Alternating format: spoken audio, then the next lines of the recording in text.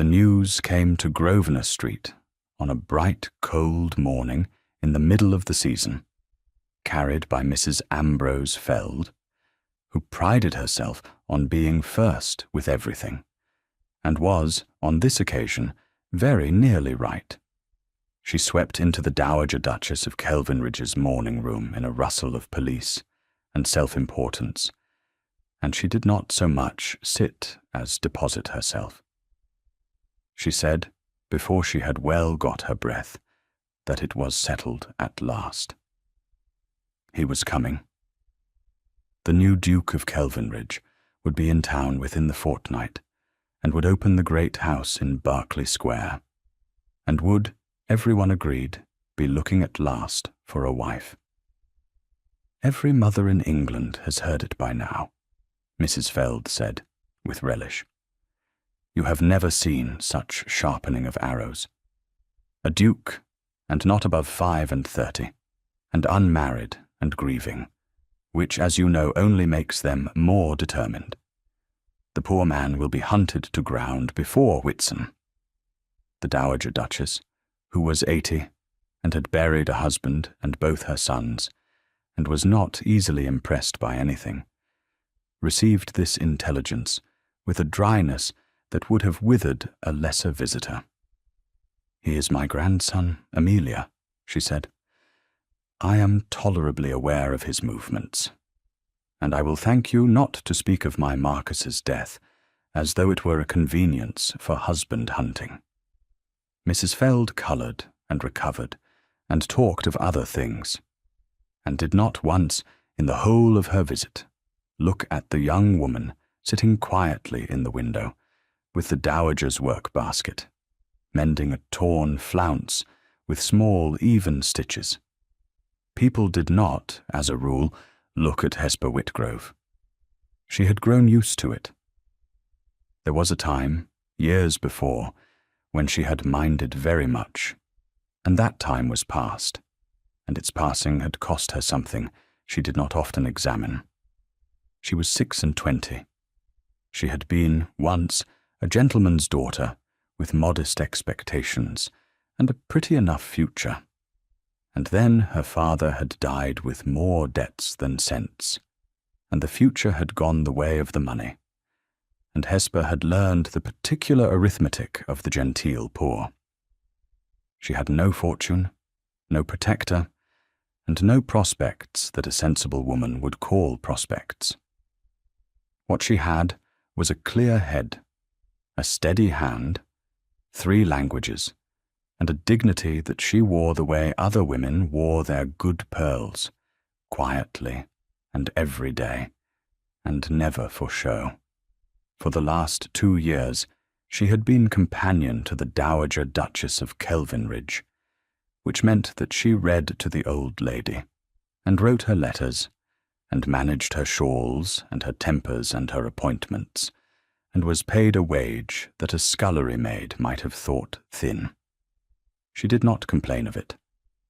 The dowager was sharp and imperious, and often unreasonable.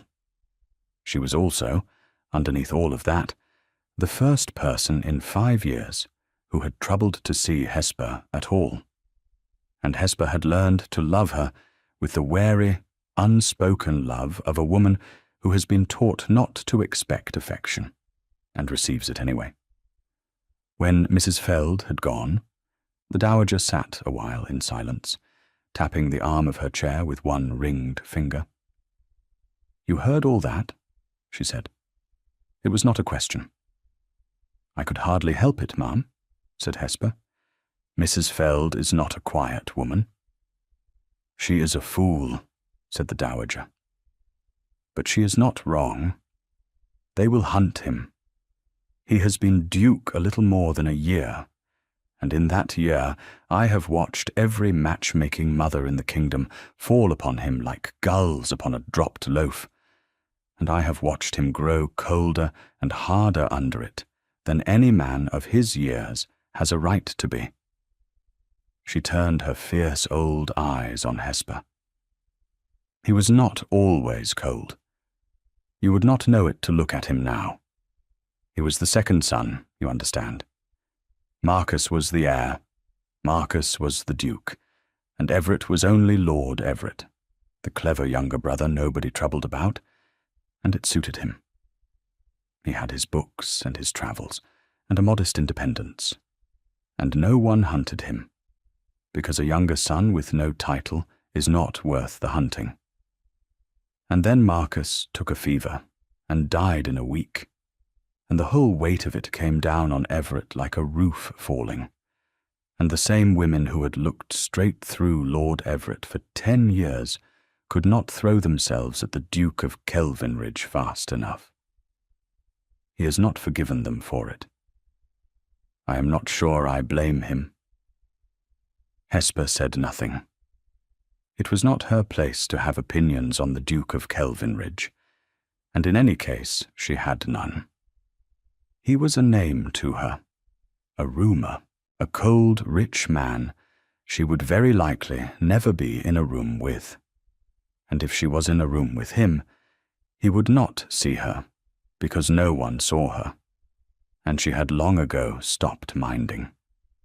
She was wrong about that, as it happened. But she did not yet know she was wrong, and she went back to her mending, and the bright cold morning wore on toward noon. The 10 days passed as Hesper's days always passed, which is to say quietly, and full of small useful tasks, and unmarked by anyone but herself. She rose before the dowager, and saw to the fires and the correspondence. She read the newspapers aloud over chocolate, skipping the columns the old lady found tedious, and lingering on the ones she did not. She wrote 3 letters in the dowager's name, and 1 in her own, to a former governess in Bath, who was the last soul on earth who wrote to Hesper for her own sake. She went out on the dowager's errands, to the circulating library, and the linen draper, and the apothecary, and moved through the bright, loud streets of the great town, like a woman moving through a country not quite her own, seen by shopmen as an account to be settled, and by no one else at all. She did not resent it. That was the thing people never understood about Hesper Whitgrove. On the rare occasions they troubled to wonder about her at all.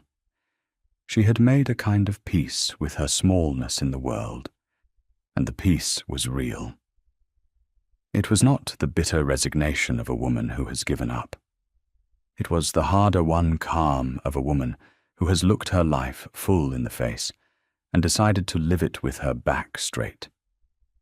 She had wanted things once, a home of her own, a husband who was kind, children, the ordinary blazing wants of an ordinary young woman. She had folded those wants away, one by one, as the money went and the years went, the way one folds away the clothes of the dead, with care and without display. And she kept them folded. She did not take them out to look at them, because a woman in her position, who takes out her folded wants and looks at them too often, does not survive it. The one thing she had not been able to fold away was the dowager. She had not meant to love the old woman. It was a great inconvenience to love one's employer, and Hesper had come to Grosvenor Street 2 years before, with every intention of serving the Dowager Duchess of Kelvinridge faithfully, and feeling nothing at all, which was how she had served the 2 ill-tempered old ladies before this one. But the Dowager had defeated her. The Dowager was rude and exacting, and entirely without patience. She was also, when she thought no one was watching, unexpectedly and piercingly kind. And she saw things. She saw everything. She had seen within a week that her new companion was a woman of quality fallen on hard ground, and had begun, without ever once saying so, to treat her as one. "You will dine with me tonight," the Dowager had said that first week, and had not meant at the servants' table. "You will call me Tabitha when we are alone. she had said that first month. "I am 80, and I am tired of being a duchess in my own drawing room, and you are the only creature in this house with the wit to talk to me." And Hesper, who had not been treated as a person by anyone of consequence in 5 years, had felt something she had thought quite dead stir painfully back to life, and had been careful, ever after, never to presume upon it, and had loved the fierce old woman the more for never being asked to. So the 10 days passed, and on the 10th the Dowager announced that they would go to Lady Southerton's musicale, and that Hesper would come. "I do not wish to go," the Dowager said, when Hesper began, gently, to observe that musicales tired her, and that the Southerton rooms were always a crush. "I wish to have gone. There is a difference, and at my age it is the only difference that signifies. My grandson will be there. It is his first appearance of the season, and every harpy in London will be circling, and I mean to see it, because I am a wicked old woman, and the spectacle will entertain me. You will carry my fan and my vinaigrette and my opinions. You will stand behind my chair and tell me afterward everything I was too proud to be seen squinting at. Wear the grey silk, not the good grey, the other one." She met him, then, at Lady Southerton's musicale, on a warm evening near the middle of the season, in the grey silk that was not the good grey. The musicale was a crush. The great rooms were full to suffocation, and the heat was tremendous, and the singing, when it could be heard over the talk, was indifferent. Hesper stood behind the Dowager's chair against the wall, where companions stand, holding the things she had been given to hold, and she watched the room the way she always watched rooms, from its edge, with the clear, detached interest of a person no one is watching back. She saw the Duke of Kelvinridge come in, because the whole room saw him, because the whole room had been waiting for him.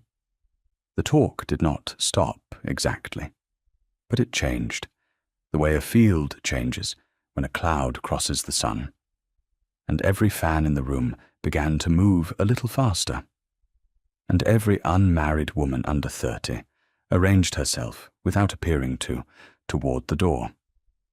He was tall, and he was auburn-haired, which she had not expected, and he had a hard, handsome, closed face, and eyes of a cold, clear sea-grey that moved over the assembled company with an expression of such thorough and weary distaste that Hesper felt, absurdly, a flicker of sympathy for him. He looked like a man walking into a trap he had walked into 100 times before, and expected to walk into 100 times again. He looked besieged. He looked, under the coldness, tired to the bone. And then the hunt began, as the Dowager had said it would. Hesper watched it with the same detachment she watched everything. She watched the mothers steer their daughters into his path.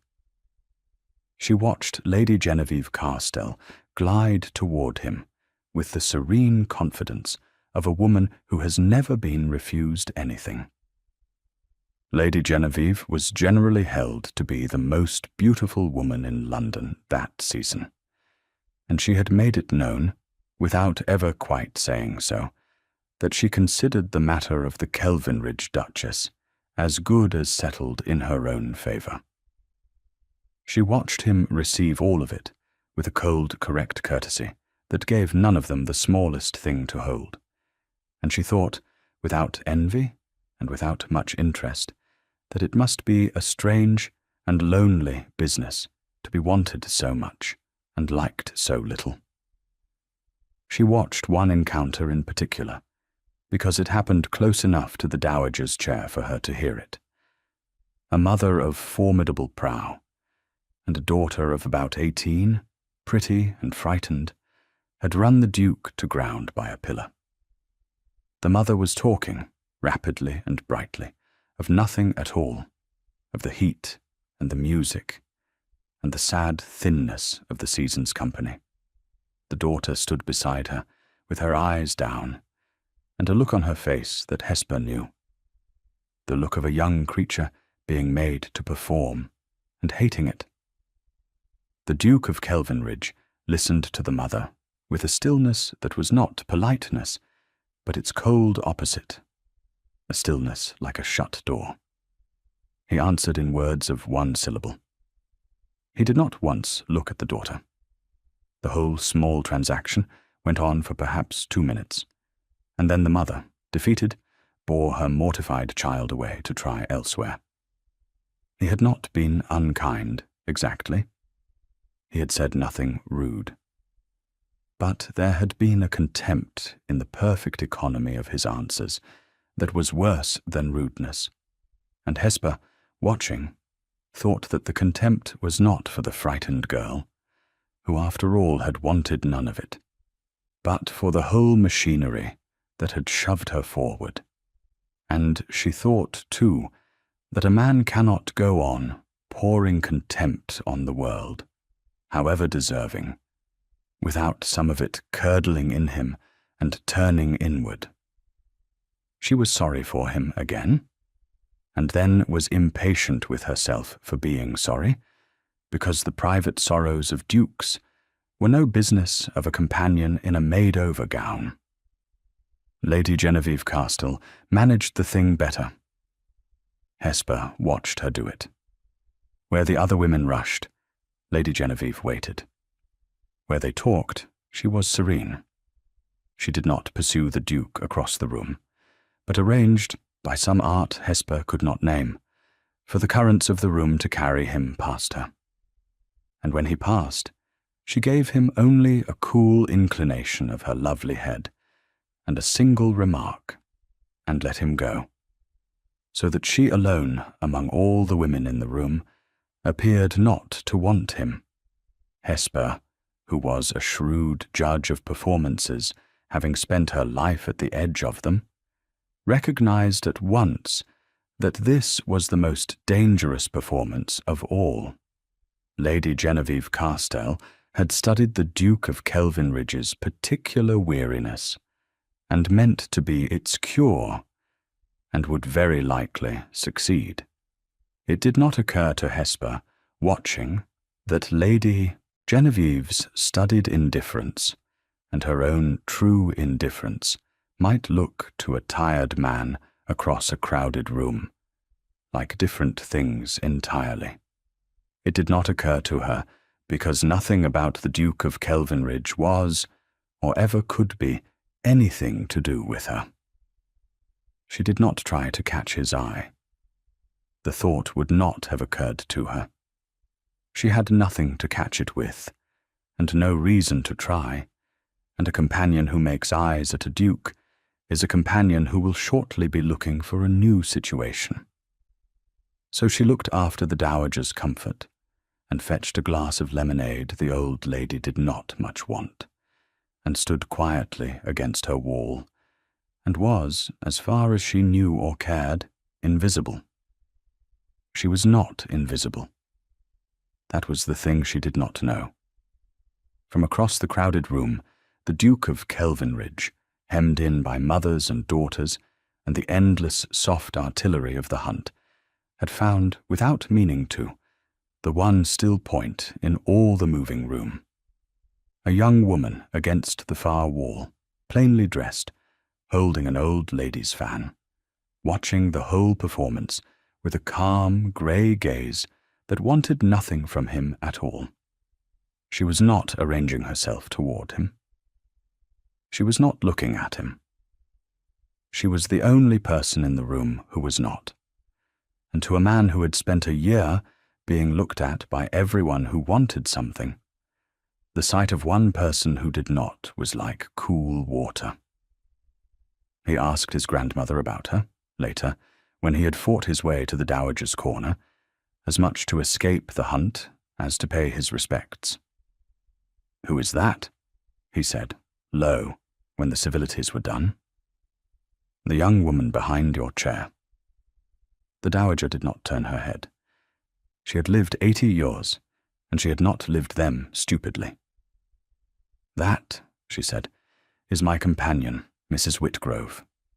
Miss Whitgrove, I should say. She is not married. A gentleman's daughter, ruined by her father's debts, entirely without fortune, entirely respectable, and the most sensible creature I have met in 20 years. Why do you ask?" "No reason," said the Duke of Kelvinridge, which was a lie, and his grandmother knew it was a lie, and said nothing, and filed it away. He crossed the room to her a quarter of an hour later. It should not have been remarkable. A duke may speak to whomever he pleases. But the Duke of Kelvinridge had spent the entire evening being pursued and giving nothing, refusing with cold courtesy to single out any woman in the room. And when he set down his glass and walked deliberately the whole length of Lady Southerton's crowded drawing-room, past the beauties and the heiresses and Lady Genevieve Carstell herself, and stopped in front of a penniless companion against the wall, the room noticed. The room noticed very much. The fan stopped. "Miss Whitgrove," he said. Hesper was so unaccustomed to being addressed by anyone of consequence that for a moment she thought he must be speaking to someone behind her. She glanced round and found only the wall, and understood with a small, cold shock that the Duke of Kelvinridge was standing in front of her and had said her name. "Your Grace," she said, and curtsied, and did not simper, and did not flutter, and did not do any of the things the room was watching to see whether she would do. She simply waited, with her grey eyes level on his, to be told what he wanted, because in her experience, great people who addressed her wanted something fetched. "You are the only person in this room," said the Duke, "who has not looked at me all evening. I confess I came across to discover why." "I had no particular reason to look at you, Your Grace," said Hesper, quite honestly. "You are very much looked at already. I did not think you would miss one pair of eyes, and I was occupied with her Grace's fan. It was not meant as wit. She was answering his question, because he had asked it, and she answered questions honestly, having found long ago that honesty saved a great deal of trouble. But the Duke of Kelvinridge looked at her for a moment, as though she had said something remarkable, and something moved at the corner of his hard mouth. Not a smile, the almost of one. "No," he said, "I don't suppose I would." And then, after a pause, in a lower voice, "It is a novel sensation, Miss Whitgrove, not to be looked at. I find I have missed it more than I knew." He bowed and moved away, and the evening closed over the moment like water. But the room had seen, and across the room, Lady Genevieve Carstell, who had watched the Duke of Kelvinridge cross a crowded floor past herself to speak to a nobody in a made-over gown, smiled a small smile that did not reach her eyes, and began very quietly to think. We'll take a very short break. If you don't want to miss new stories, please subscribe to the channel. What happened next happened quickly, and it happened because Lady Genevieve Carstell was not a woman who left important matters to chance. She had decided some time ago that she would be the Duchess of Kelvinridge. She had decided it, in truth, before the present Duke inherited. When the title had seemed likely to pass to a cousin, she could more easily have managed. When it came instead to the cold, auburn-haired second son, she had simply transferred her intention to him, as one transfers a wager to a better horse. She was beautiful, she was well-born, she was accomplished, and she had never in her life encountered an obstacle that beauty and birth and patience could not remove. She did not intend to lose the Duke of Kelvinridge to a season of being cold at her. And she certainly did not intend to lose him to a penniless companion whom he had crossed a room to speak to, an event she had witnessed and had not liked at all. So Lady Genevieve did what such women have always done. She arranged matters. At the great ball that the Duke's own grandmother gave a fortnight later, to open the Kelvinridge house in Berkeley Square, Lady Genevieve arranged to be found. She let it be understood, by a whisper here and a hint there, that she had an understanding with the Duke, and then she arranged the appearance of one.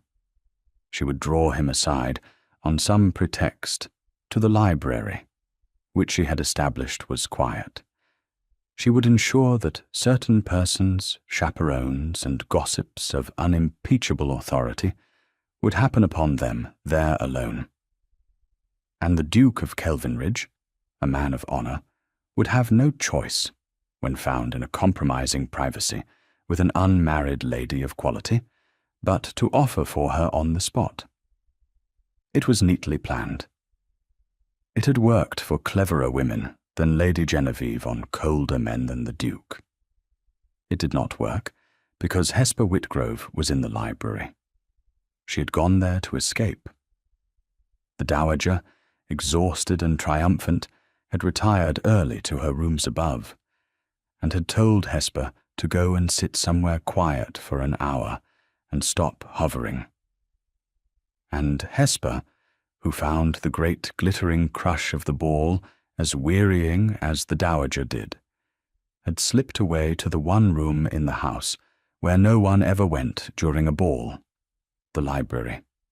She had curled into a deep chair in the corner with a book, in the half-dark, entirely content, and had lost herself in it, so that when the Duke of Kelvinridge came into the library some while later, drawn there by a note he had been handed, a note he already half suspected, he found not the empty room the note had promised, but a companion asleep over a book in the corner. He stopped, and in the stopping the whole shape of the evening changed. Miss Whitgrove. She woke, and was mortified, and rose apologizing, the book sliding from her lap. "Your Grace, forgive me. I did not mean to. Her Grace told me to sit somewhere quiet. I will go at once." "Do not go," he said. And there was something urgent under the coldness, something she had not heard before. "Miss Whitgrove, I am going to ask you to do a strange thing, and I have no time to explain it properly, and no right to ask it at all. In a very few moments, this room is going to be entered by several people who have been brought here to find me alone with a lady, so that I must marry her. It is a trap, and a clumsy one, and I have walked into cleverer. But I have walked into this one, and there is only one way out of it that does not end in my marrying a woman I do not want, and I am ashamed to name it to you, because it uses you badly." Hesper understood him faster than he expected. She was a quick woman, and she had lived among the schemes of the great long enough to know one when it was described to her. "You wish them to find you with me instead," she said, "so that the trap catches no one, because there is no scandal in a duke speaking with his grandmother's companion, and the lady who laid it cannot spring it without revealing that she laid it." He stared at her. "You are very quick." "I have had to be." She was thinking rapidly, coldly, the way she thought about the Dowager's accounts. "It will not answer, Your Grace. You are, wrong that there is no scandal in it. A duke found alone at night in a dark library with an unmarried woman of no fortune is precisely as compromised as a duke found with a woman of quality. More, because the world will assume the worse of the poorer woman. If they find us here, they will not say nothing happened. They will say you and I are lovers, or they will say you must marry me. And either way I am ruined, and you are trapped exactly as you feared, only in a poorer bargain. I am sorry. Your escape uses me and does not even save you. Voices then in the passage. Very close. The Duke of Kelvinridge looked at her, and at the door, and at the impossible arithmetic of the next 10 seconds. And he made, in that moment, the decision that changed both their lives. And he made it not out of calculation, but out of something he did not yet have a name for. Then we had better be engaged, he said. It is the only version of the story that ruins neither of us. Will you let me announce it? I will release you the instant it is safe. You have my word. And the door opened. There was no time to answer him with words. So Hesper Whitgrove answered him with the only thing she had, which was silence and stillness, and the decision not to contradict him, which is its own kind of speech. She let him take her hand. She let him turn, with her, to face the little crowd in the doorway, the two dowager gossips and Lady Genevieve behind them, with her face composed, and her eyes gone flat with fury, and she heard the Duke of Kelvinridge say, in a voice of perfect cold composure, that they must wish him joy. Miss Whitgrove had that evening done him the honour of accepting his hand, and he had brought her to the library to ask her privately, away from the crush, as any man would. It was said so smoothly, and with such ducal finality, that no one in the doorway dared to question it. One did not question the Duke of Kelvinridge. The gossips wished him joy, avid and astonished, already composing the letters they would write. And Lady Genevieve Castle wished him joy too, in a voice like sweet ice, and looked at Hesper Whitgrove over the Duke's shoulder with an expression that promised very quietly and very sincerely that this was not finished. The Dowager Duchess of Kelvinridge learned of her grandson's engagement at breakfast the next morning from her grandson, who came to tell her himself before the gossip could, and who told her the whole truth of it, because he had never lied to her in his life, and did not mean to begin. She heard him out. She sat very still, a small, fierce old woman in a vast bed, and she heard the whole of it, the trap, the library, the sleeping companion, the impossible 10 seconds, the lie he had told to save them both. And when he had finished, she said only, "And you mean to release her, once the season is over, and the thing can be quietly dropped?" "That is what I promised her." "I see." The dowager looked at her grandson for a long moment, at the cold, closed face that had not been cold when he was a boy, at the sea-grey eyes that had learned in one hard year to give nothing away. "And how do you find, Everett, the prospect of being engaged for a season to Hesper Whitgrove?" "I find it convenient," said the Duke. "It ends the hunt. A man who is engaged is not pursued.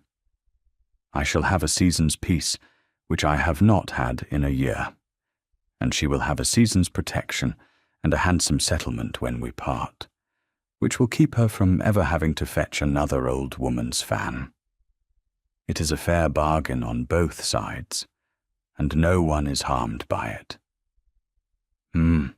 Said the dowager, and let him go, and lay a long while afterward, looking at the canopy of her bed, and thinking her own thoughts.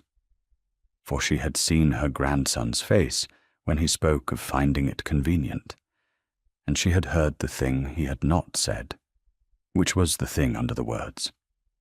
She had lived 80 years and buried 2 sons, and she knew, as certainly as she knew anything, that the Duke of Kelvinridge was already, though he did not yet know it himself, a good deal more than conveniently engaged. She said nothing of this. It was not a thing that could be told. It was a thing that had to be waited for.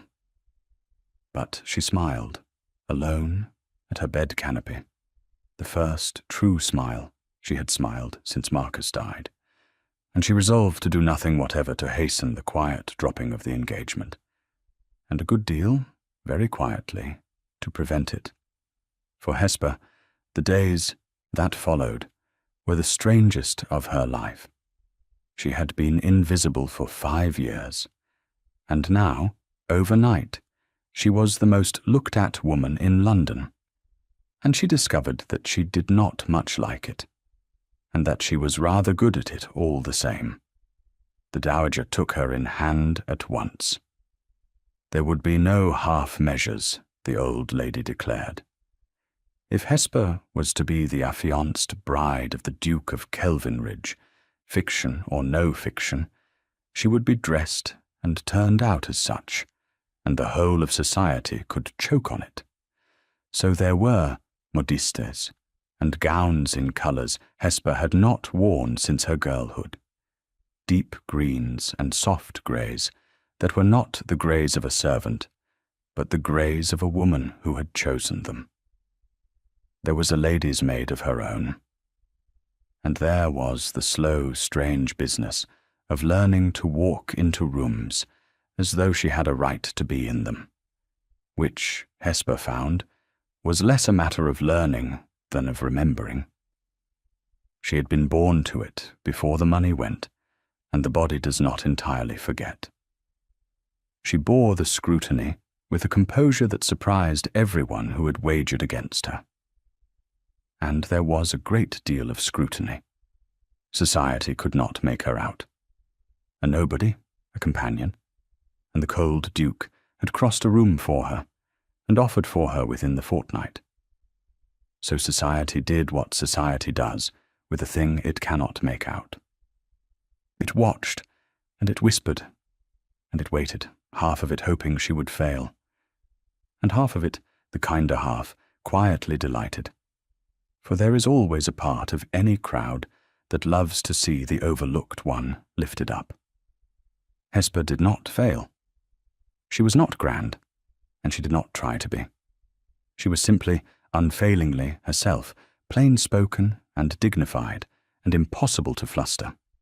And it turned out that being oneself, when oneself is a woman of real quality, is a great deal more compelling than being fashionable. The kinder half of society began, slowly to be won. The other half waited for Lady Genevieve to strike. The whispers reached her, as whispers do. She heard herself discussed at a morning call by 2 ladies who had not troubled to lower their voices, on the theory, Hesper supposed, that a companion is a kind of furniture, and does not hear. They wondered aloud what the Duke could possibly see in her. They observed that she was well enough in a quiet way, if one liked that sort of thing, though of course no one did any longer, brown-haired, quiet women having gone quite out of fashion. They speculated, with a delicacy that was its own insult, on what arts a penniless nobody must have used to catch what the loveliest women in England had not. One of them said, laughing, that it must have been witchcraft, for she could think of nothing else that would answer. And the other laughed too. Hesper sat 3 feet away, with the dowager's shawl over her arm, and her face perfectly composed, and did not give them the satisfaction of a flush. She had borne worse.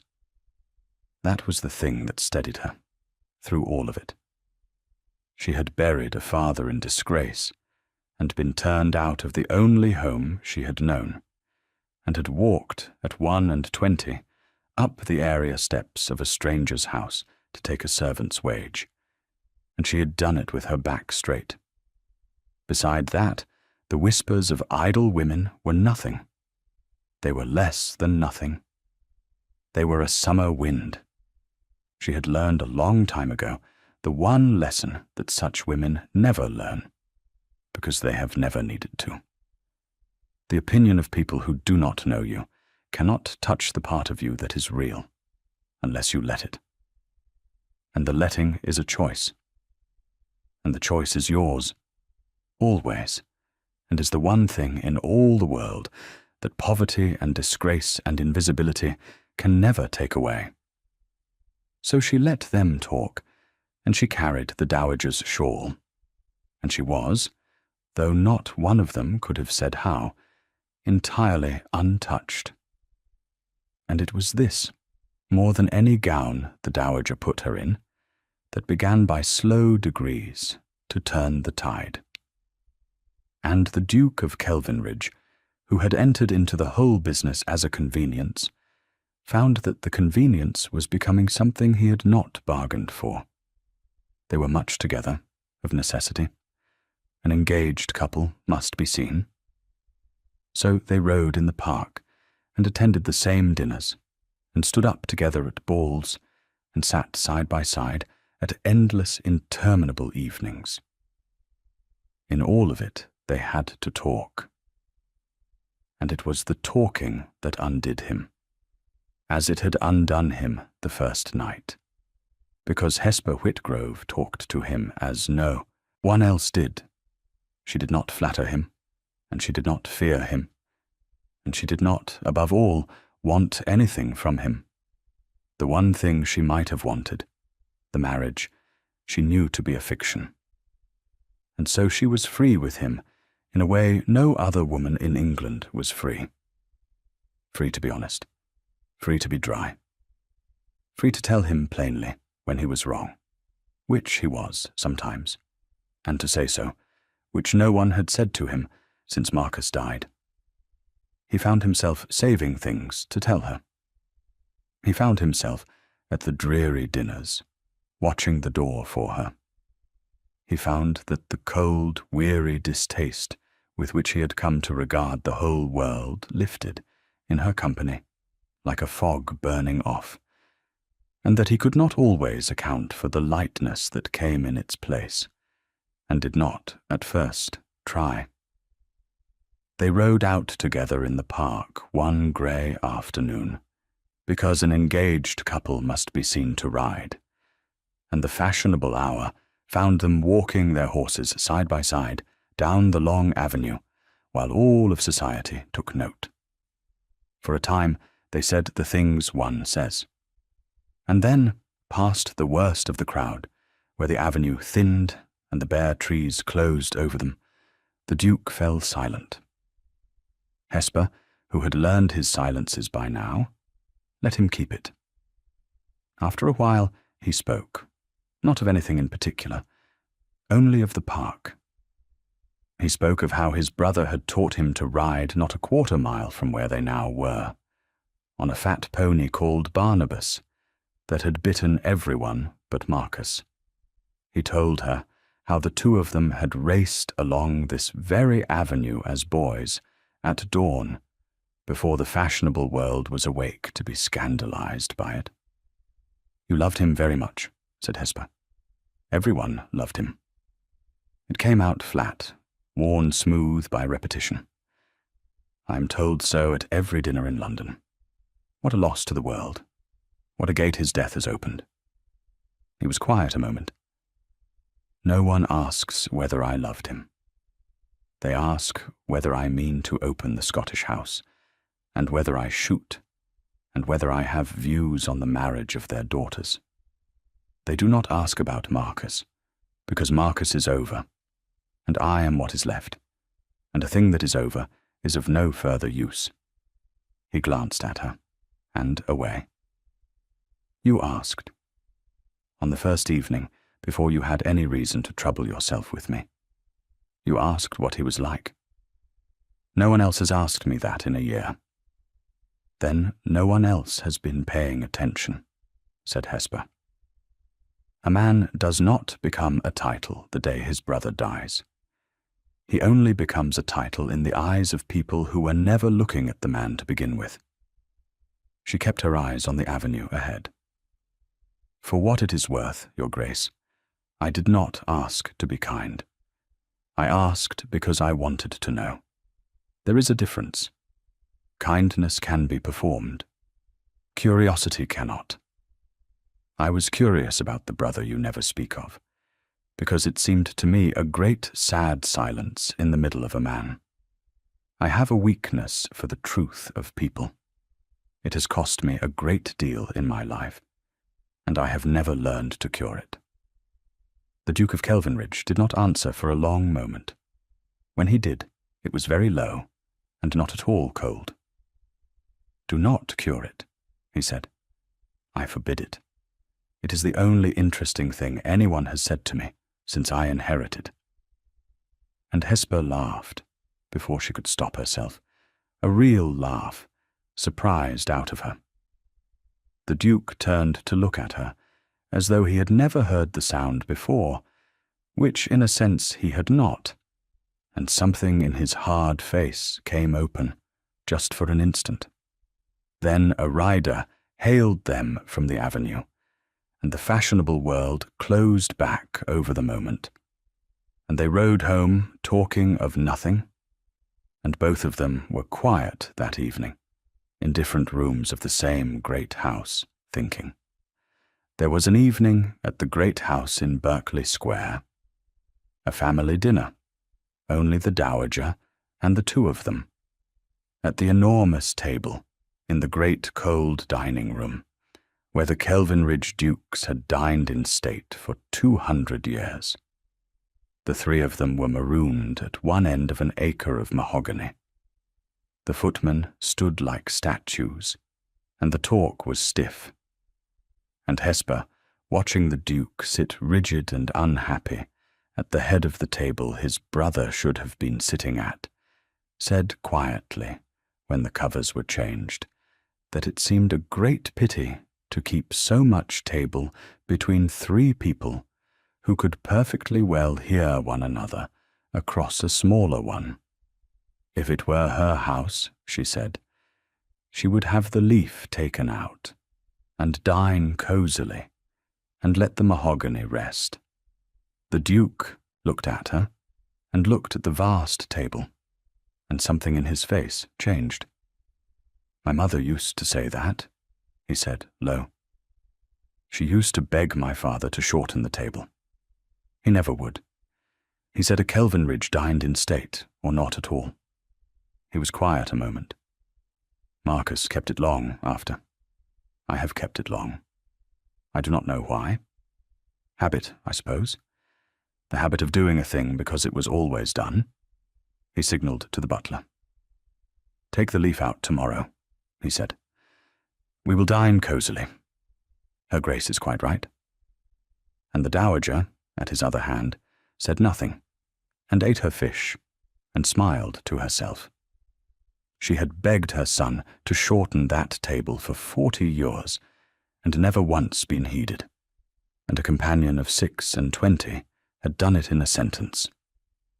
And the reason the companion had done it in a sentence was sitting plain on her grandson's face for anyone with eyes to read. The library became theirs. It was where the whole business had begun, and it became, over that strange season, the one place they went to be out of the glare. The Duke had a great library, floor to ceiling, 2 stories with a gallery, and Hesper loved it helplessly, the way she loved all books. He found her there often, and began to come there on purpose. And they spent long, quiet evenings in it, while the dowager dozed by the fire, he at his letters, and she with a book, saying little, and the little they said easy and unforced. It was in the library that she stopped, At some point she could not afterward name being afraid of him. And it was in the library that he showed her, one night, the thing he had shown no one. They had been speaking of his brother. She had asked about him, plainly, because no one else would, and because she had noticed that the Duke never spoke his brother's name, and that the not speaking sat on him like a stone. And the Duke of Kelvinridge, in the low, firelit quiet, with the books rising into the dark around them, told her about Marcus. He told her that Marcus had been the best of men, warm where he was cold, easy where he was stiff, loved by everyone, born to the title and worthy of it. And he told her that he, Everett, had spent his whole life comfortably in his brother's shadow, and had been glad of the shadow, because the shadow was freedom. He had never once wanted what was Marcus's, not the title, not the burden, not the great cold house. He told her how quickly it had happened. A fever, a week, no time even to be sent for properly, so that he had arrived to find his brother already past speaking. He had sat by the bed and held a hand that did not know him, and had watched the best of men die for no reason at all in the space of 7 days. He told her that he had not wept, that he had not been able to, that he had stood up from the deathbed, the Duke of Kelvinridge, with the whole weight of it on him, and had never since been able to set it down long enough to grieve the brother underneath. For the moment his brother died, the world had stopped seeing Marcus, whom it had loved, and started seeing the Duke, whom it wanted. And there had been no room left anywhere, in all the wanting, for a younger brother's plain grief. They did not even mourn him, he said, and his voice was not steady, and he did not trouble to make it steady, which he would not have done for anyone else alive. Within the month, they were throwing their daughters at me across his very grave, as though he had been nothing but a gate that had swung open, as though the only thing his death meant was that the title was in play again. And I have hated them for it, every one of them, every mother and every daughter and every arranged encounter, because every one of them was a person who had come to profit from the death of my brother, and did not even know his name. He looked at her, the sea-grey eyes bright and unashamed in the firelight. You never asked me for anything, from the first evening. You are the only person since Marcus died who has looked at me and seen a man and not a title. I do not think you know what that has been worth. Hesper did not fill the silence. She had learned, in a hard school, that grief does not want to be answered, only witnessed, and she gave him the one thing she had, which was to sit with him in it, and not look away, and not offer comfort he had not asked for. After a while she said quietly, the only thing that was both true and worth saying. He was real to me the moment you spoke of him. Marcus, not the late Duke, your brother. I never knew him, and I am sorry I never knew him, and I am glad you told me, because a man should be able to say his brother's name in his own house. She paused. You will grieve him properly one day. Not yet, perhaps, but the grief is not gone because you could not reach it. It is only waiting. It will keep until you are ready, and when you are ready it will come, and you must let it, and it will not break you, though it will feel as though it must. Everett, she added, and it was the first time she had used his name, and she had not planned to, and she heard it land in the quiet room, and did not take it back. I think you have been very brave and very alone for a very long time. And I am glad, whatever comes of this strange arrangement of ours, that I was in the library that night. The Duke of Kelvinridge looked at her for a long moment and did not speak, because he could not, and the moment held, and something passed between them, in the firelit quiet that neither of them named, because it could not yet be named, and both of them knew it was there. The Dowager Duchess of Kelvinridge missed very little. She was old, and her joints ached, and she slept badly, and she used the long, wakeful hours the way she had always used her time, in watching. She had been watching her grandson and her companion for weeks now, with the particular attention of a woman who has decided to meddle and is only waiting to learn how. She saw what neither of them saw, because she stood outside it. She saw that Everett, who had come back from his brother's deathbed, a locked and bolted man, was being, very slowly, unlocked, and that the hand on the key belonged to a penniless woman of 26, who did not know she held it. She saw the way he watched the door at dinner until Hesper came through it. She saw that he had begun to save things, small dry observations, the kind he had once saved for Marcus, and to bring them out at the table for the pleasure of watching Hesper receive them. She saw, above all, that he had begun to laugh again. Not often, and not easily, but at all, which he had not done in a year. And he laughed only ever at things Hesper said, and did not seem to know it. She saw Hesper too, which was harder, because Hesper had spent 5 years learning to give nothing away, and gave nothing away still. But the Dowager was 80, and she had loved and lost enough to know the signs of it in another woman, even under the deepest guard. She saw the stillness that came over her companion when the Duke entered a room, the particular careful stillness of a woman holding herself very hard in check, and she understood it, and her old heart ached for the girl. For the Dowager knew, as Hesper did not yet let herself know, exactly how this would end if it were let alone. It would end in Hesper breaking her own heart out of honor. The Dowager had seen it 100 times. Good women, poor women, women who had been taught that they must not want, arranging their own quiet ruin out of a scrupulous care for everyone's dignity but their own. Not this one, the Dowager said aloud to her dark bedroom at 3 a.m. Not if I have anything to say to it, and I generally have. And she lay awake a while longer, plotting, and was happier than she had been in a year. Lady Genevieve Carstill did not accept defeat. She was too well bred to do anything so vulgar as to show it.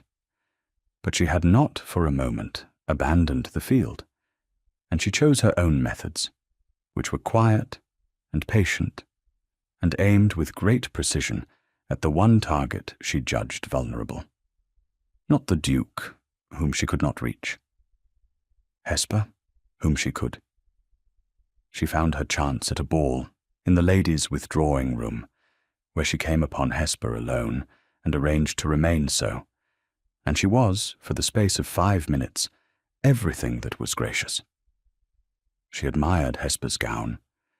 She said how well Hesper bore it all, the sudden elevation, the staring, when it must be so very trying for a woman unused to notice. She said she quite understood the appeal of it to the Duke, the novelty, a plain, sensible creature after so many polished ones, like plain bread after too many sweets. Men did tire of sweets. And then, having smiled all the while, she delivered the thing she had come to deliver, gently, as though in kindness.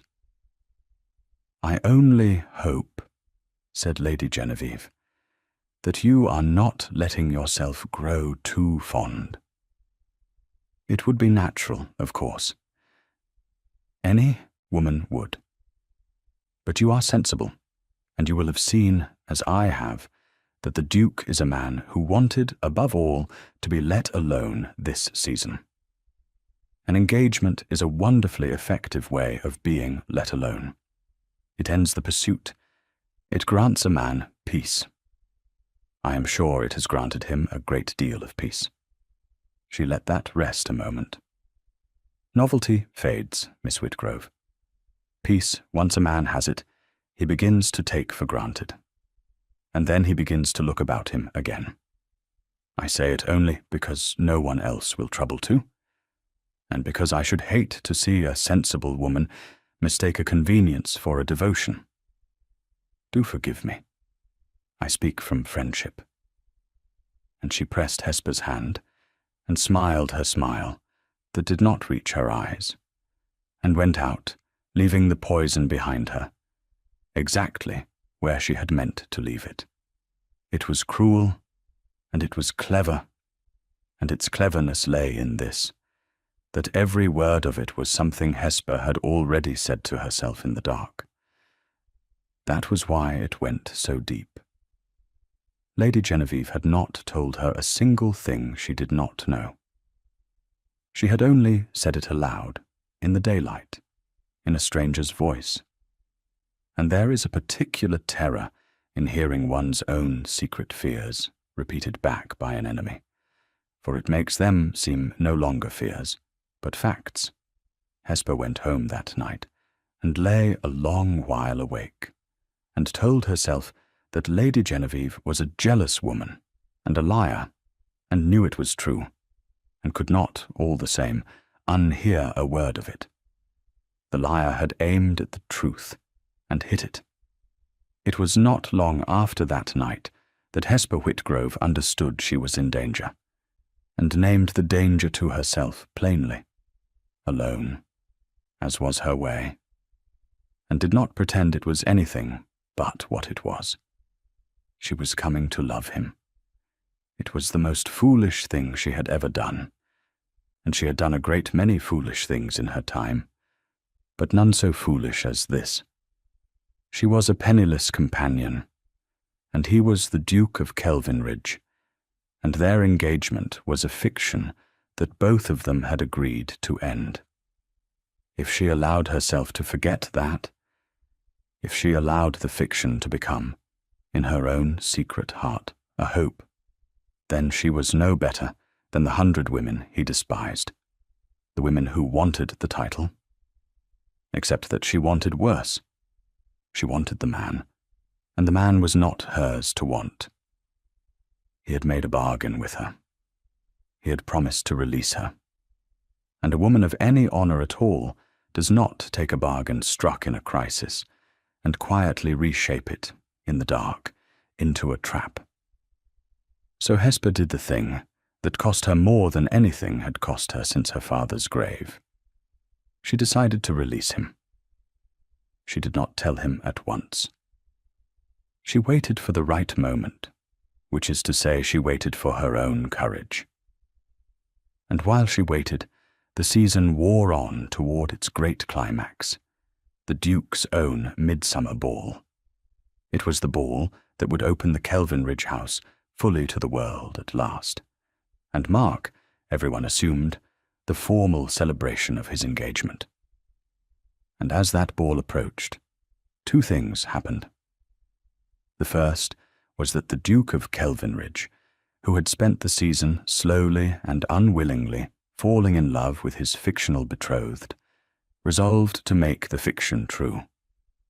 He did not know how to say it. He was a man 10 years out of the habit of wanting anything he was allowed to have, and the wanting frightened him, and he circled it for days, like a man circling a fire. He settled at last that he would tell her at the ball. He would ask her, truly, to be his wife in fact, and not in fiction. And he would do it well, and publicly if she liked, so that the whole world should know he had chosen her. The second was that Lady Genevieve Castle discovered that the engagement was a lie. She discovered it because she was clever and patient, and had been watching, and because she had at last got a servant of the Berkeley Square house to talk.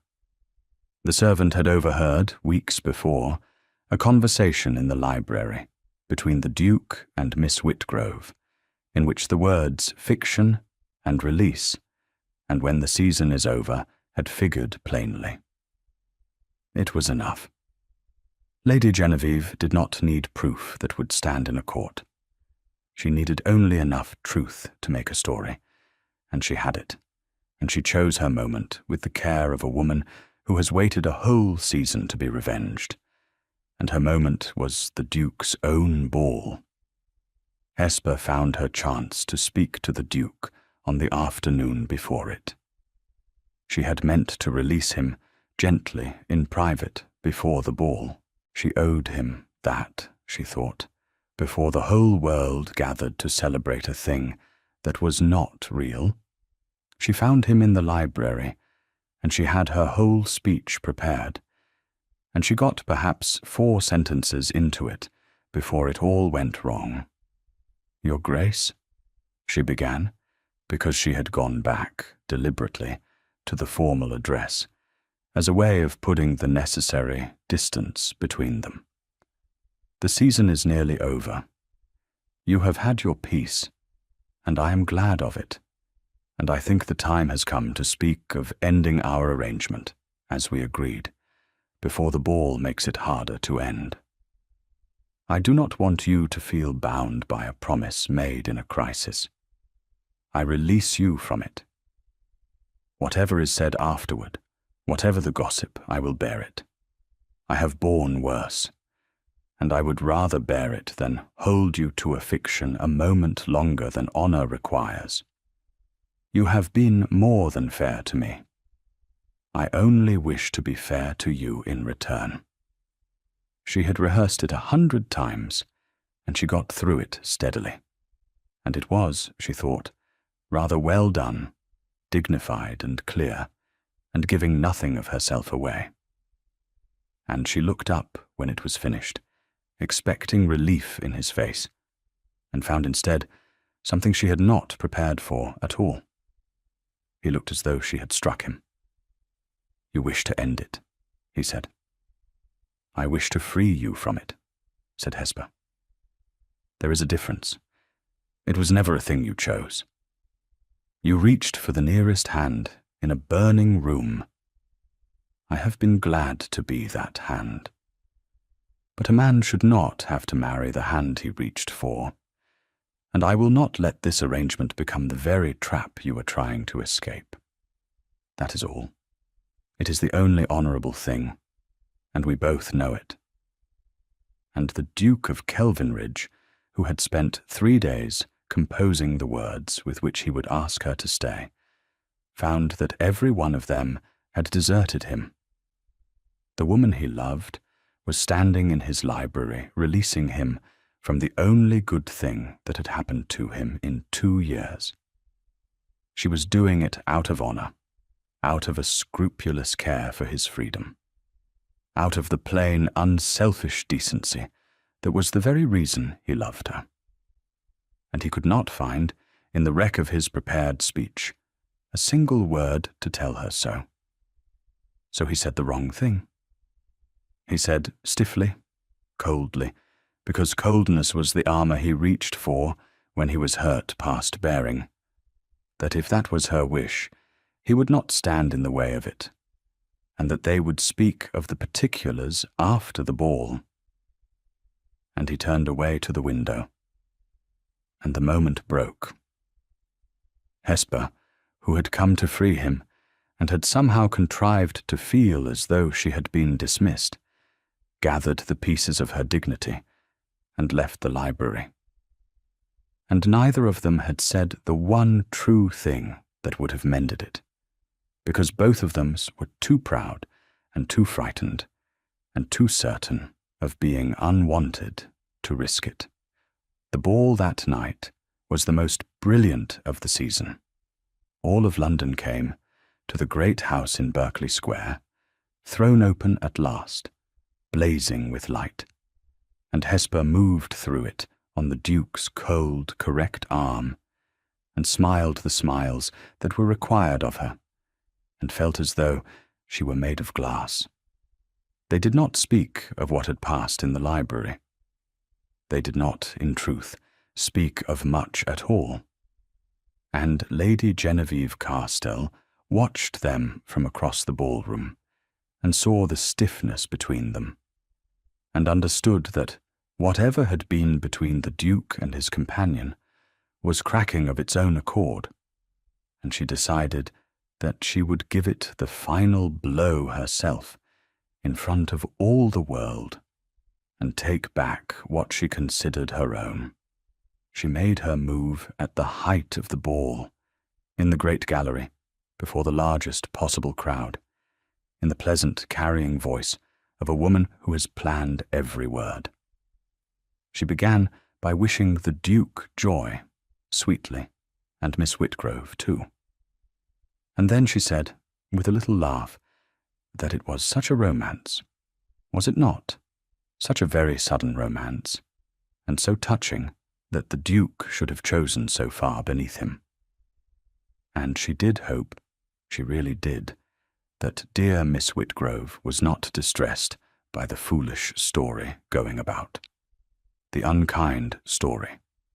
The story that the whole engagement was nothing but an arrangement.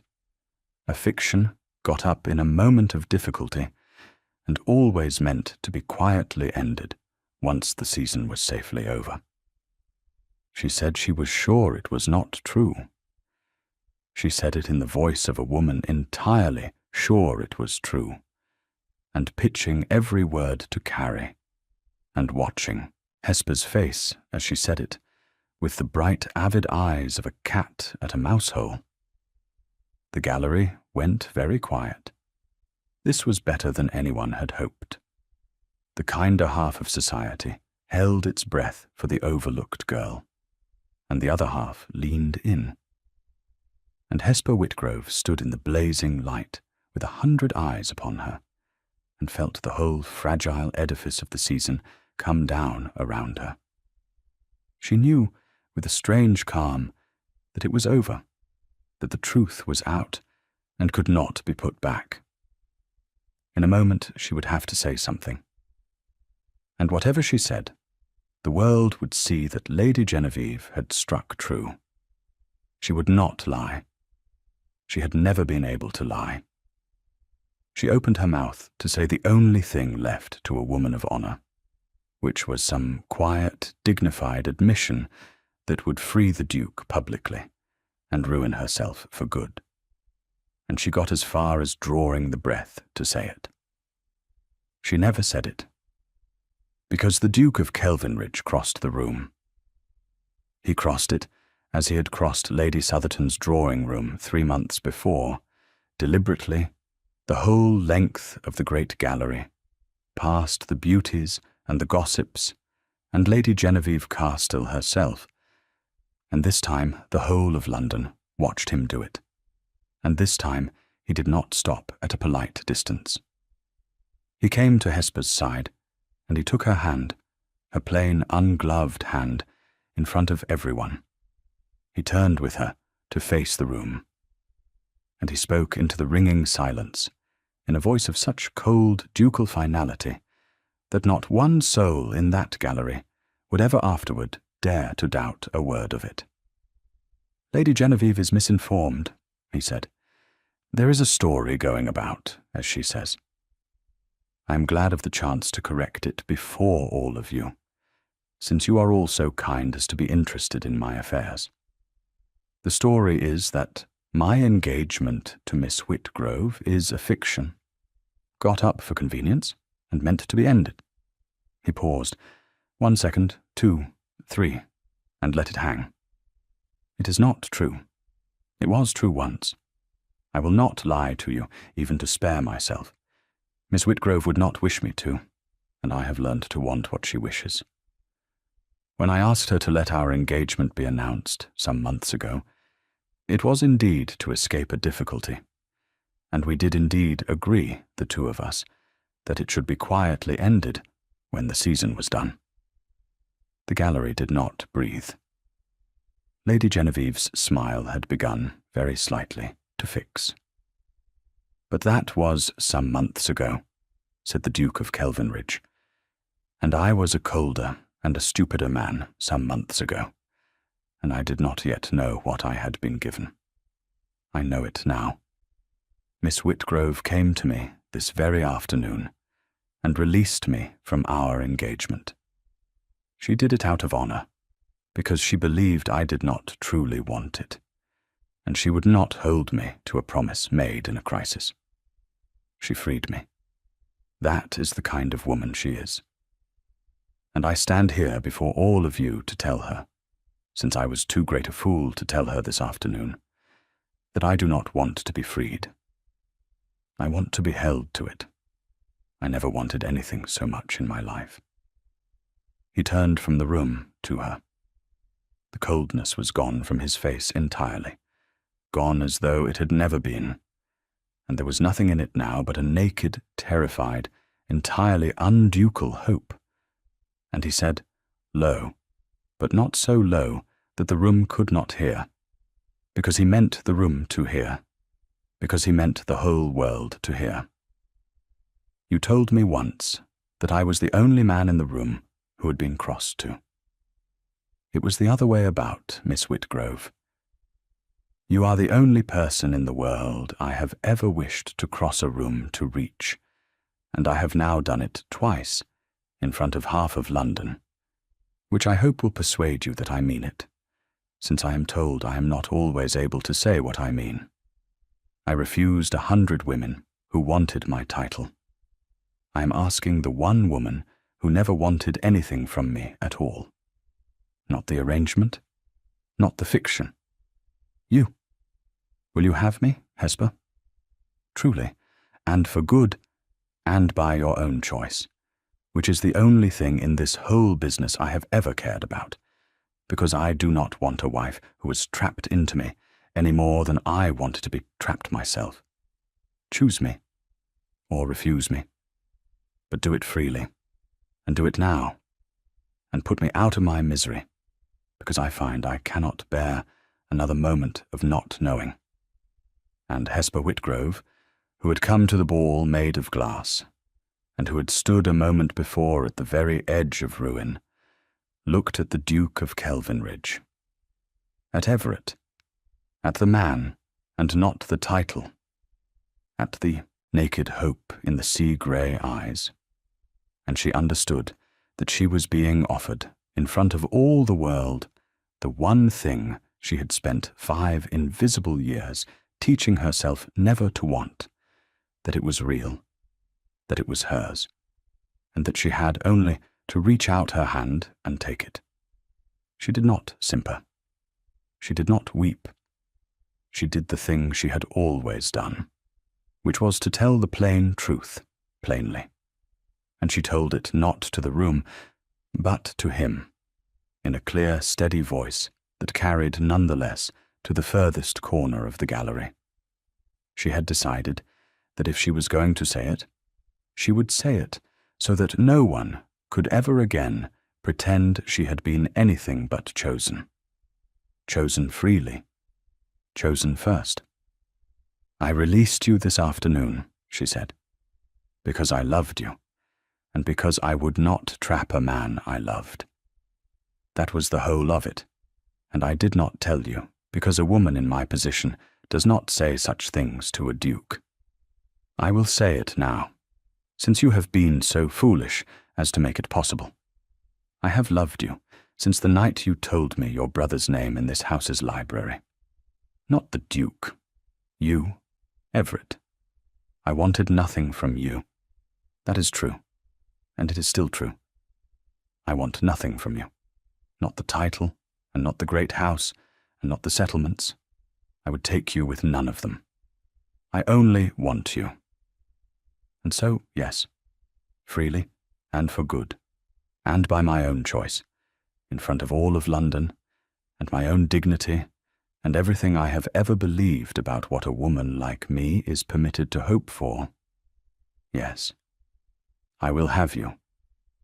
There was a silence of exactly 3 seconds, and then the great gallery of the Kelvinridge house erupted, because even the unkind half of society cannot in the end resist the sight of the overlooked one lifted up. The kinder half was already weeping, and somewhere near the front the Dowager Duchess of Kelvinridge was heard to say, to no one in particular, in a voice of enormous satisfaction, that she had known it since the musical, and had merely been waiting for the two of them to catch her up.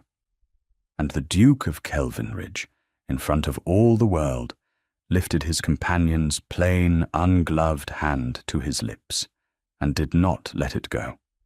Lady Genevieve Carstill left London within the week. There was nothing left for her there.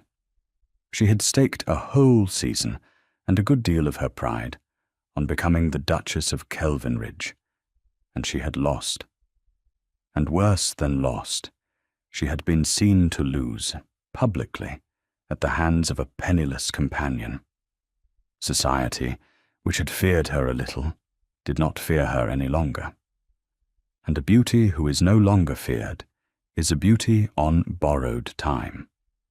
She married, the following year, a baronet of comfortable fortune and no particular distinction, and lived a life of moderate consequence in a county far from London. She was, by all accounts, neither happy nor unhappy, only diminished. And if there was a cruelty in her defeat, there was a sadness in it too. She had never learned to want anything but the winning, and had built her whole self upon it, and did not know, when the winning was taken away, what was left of her underneath. Hesper, who might have exulted, found that she could not, and thought of Lady Genevieve sometimes, afterward, with something that was not quite pity, but was near neighbour to it, and was glad her own worth had never had to rest on so thin a thing as being chosen first. The Duke of Kelvinridge married his companion in the autumn, quietly, at his country seat, with the Dowager in the front pew, looking as though she had arranged the whole of it, which in every way that mattered she had. Hesper wore a gown the colour of the turning fells, chosen by herself, and she was not overlooked at her own wedding. And she found, walking up the aisle to the man waiting for her at the end of it, that the being seen, which she had feared and half hoped for in equal measure for so many years, was the easiest thing in the world to bear, when it came at last, and came from the right person. The great table in Berkeley Square was never made long again. They dined cosily, the two of them, at the near end of it, close enough to talk. And in time there were more than two, and the house that had been cold for a generation grew warm. The library, where the whole strange business had begun, remained the heart of it, the place they went of an evening, to be quiet together while the fire burned down. The grief came, in the end, as Hesper had told him it would. It came one winter night, more than a year after the wedding, unbidden and enormous, the whole of the grief for Marcus that he had never been able to reach. It came at the worst hour, and it felt as though it must break him. And it did not break him, because she was there, as she had promised she would be, and she did not try to cure it, or to hurry it, or to fill its silences. She only stayed, and let him not be alone in it, and held his hand in the dark. And in the morning the grief had done its long-delayed work, and he could say his brother's name at last, without the stone in his chest.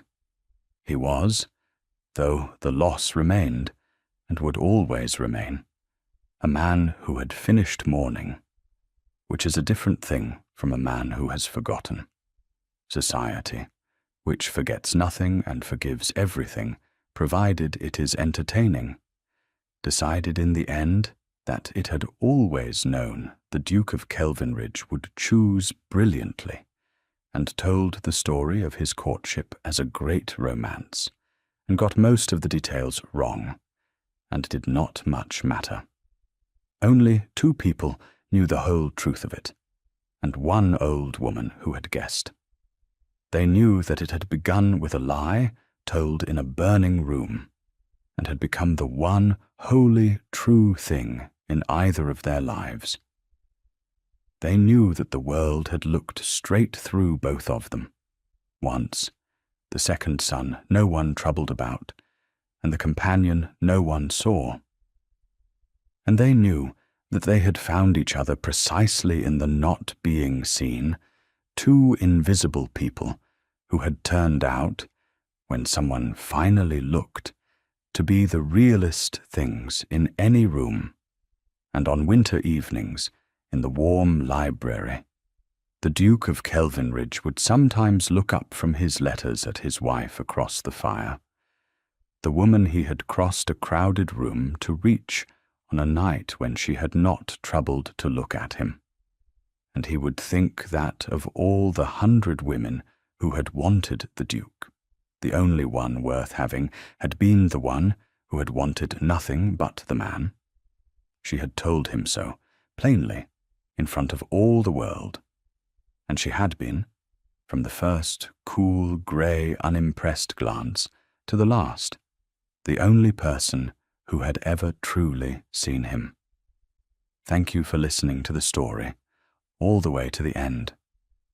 Please tell us which city you're watching from, and what the story made you feel.